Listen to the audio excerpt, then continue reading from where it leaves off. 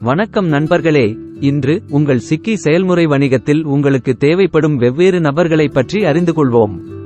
அவர்களின் பங்குகளை புரிந்துகொள்வது உங்கள் வணிகத்தை புத்திசாலித்தனமாக வளர்க்க உதவும். பணியமர்த்தல் உத்தியையும் நாங்கள் விவாதிப்போம். பணியமர்த்தல் செயல்முறையை எவ்வாறு படிப்படியாக அகற்றுவது, இதனால் உங்கள் செலவுகள் கட்டுப்பாட்டில் இருக்கும், மேலும் நீங்கள் லாபத்தை விரைவாக அடைவீர்கள். தொழிற்சாலை மற்றும் இயந்திரங்களின் தளவமைப்புடன் தொடங்கி தொழிலாளர்கள் சரியாக எங்கு தேவைப்படுகிறார்கள் என்பதை பார்ப்போம். முதலாவதாக இயந்திர ஆபரேட்டர்கள். அவர்கள் இயந்திரங்களை இயக்குகிறார்கள் மற்றும் பராமரிக்கிறார்கள். இரண்டாவதாக பேக்கேஜிங் மற்றும் லேபிளிங் ஊழியர்கள். அவர்கள் பேக்கேஜிங், லேபிளிங் ஆகியவற்றை கையாளுகிறார்கள் மற்றும் ஏற்றுமதிக்கு தயாரிப்புகளை தயாரிக்கிறார்கள்.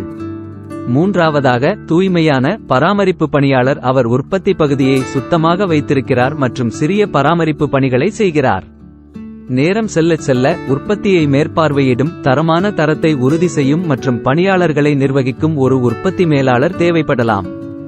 தயாரிப்புகள் தரமான தரநிலைகள் மற்றும் ஒழுங்குமுறை தேவைகளை பூர்த்தி செய்வதை உறுதி செய்ய ஒரு தரக்கட்டுப்பாட்டு ஆய்வாளரின் தேவையும் இருக்கும். கடைசியாக செயல்பாடுகள் அதிகரிக்கும் போது நிதி, ஊதிய பட்டியல் மற்றும் கணக்கியல் ஆகியவற்றை நிர்வகிக்க ஒரு கணக்காளர், புத்தக காப்பாளர் தேவைப்படுவார். இப்போது 3 ஆண்டுகளில் இந்த நபர்களை உங்கள் வணிகத்தில் எவ்வாறு கொண்டு வருவது என்று பார்ப்போம்.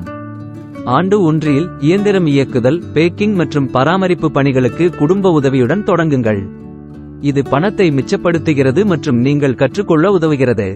2 அல்லது 3 ஆண்டுகளில் வெளி ஊழியர்களை பெறுவது பற்றி நீங்கள் சிந்திக்கலாம். நீங்கள் 100 விழுக்காடு திறனை அடையும் போது ஆண்டு 2 அல்லது 3 தரக்கட்டுப்பாட்டு ஆய்வுக்கு ஒருவரை பணியமர்த்தவும். 3ஆம் ஆண்டில் விரிவுபடுத்தி நிபுணத்துவம் பெறுங்கள்.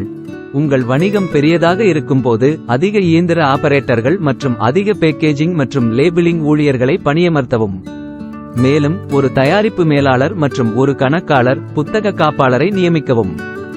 ஒவ்வொரு பாத்திரத்தையும் புரிந்துகொள்வதன் மூலமும் மெதுவாக மக்களை சேர்ப்பதன் மூலமும் உங்கள் வணிகத்தை புத்திசாலித்தனமாகவும் வெற்றிகரமாகவும் வளர்க்க முடியும். வியாபார் பயிற்சியாளர் சேனலுக்கு குழு சேரவும். உங்கள் வணிக பயணத்திற்கு நல்வாழ்த்துக்கள்.